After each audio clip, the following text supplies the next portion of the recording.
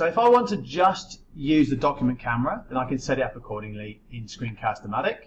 I can blend the two, but it only gives me a small image down the bottom of the document camera or my webcam. So if I want to run both together, so for some reason, I don't know why, I'd want to run both together. What I normally do is sort of set it up with webcam viewer, like this, and sort of have them side by side. I don't think you'd do it for this. This would be a bit stupid.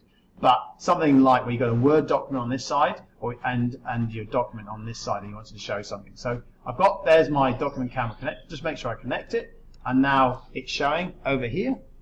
And like I said, this would be silly. You wouldn't do this. But you can see now how I could run the two side by side. They're both recording both my document camera and my computer screen, which I can adjust. The computer screen could adjust. If I wanted to show you what's happening behind the screens, I could show you that. If I wanted to show you a Word document, I could show you that.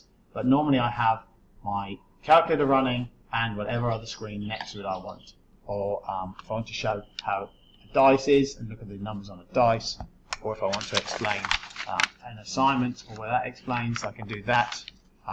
This is really useful just to show on the screen, just using webcam view on its own. If I want to show stuff to the students in the screen without any recording, that's really useful. So that's why I have my document camera in my room all the time. And obviously I'm going to get you to do the protractor in a minute. So that's that video.